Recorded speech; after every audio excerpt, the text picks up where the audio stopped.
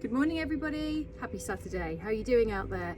All this torrential rain and change of seasons coming in links in with the art of change and the art of letting go.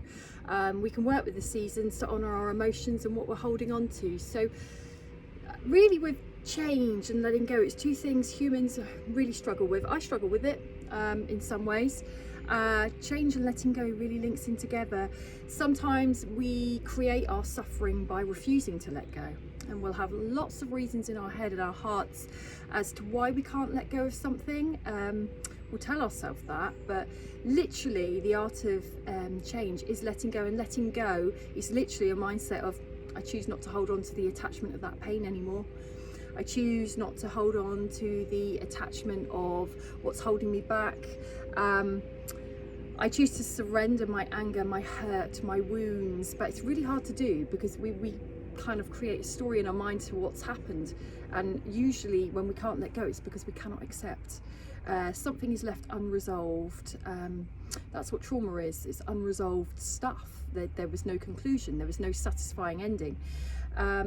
Really, there's two aspects of letting go which allows change to happen. Good change, and we're often not good with change, but sometimes it's the best thing we need because it stops us suffering. Letting go, we can either look at something and literally choose to let it go and it's done in an instant, but for most people that's not the reality. There are steps to it, and the steps are individual.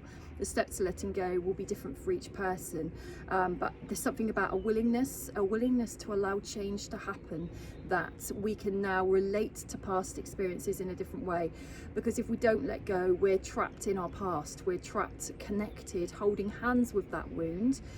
I know that gets complex when we think about PTSD and CPTSD and real deep trauma, and sometimes some things are so deep and so wounding we can never fully let them go, but we can change our relationship with them. So we work out what our triggers are, and there's less intensity. We dilute the impact each time.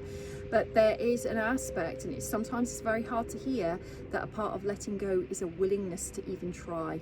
Sometimes we're so locked up in our heavy emotions linked to something that actually we don't even realize that we're denying ourselves the willingness to try, which allows us to have change.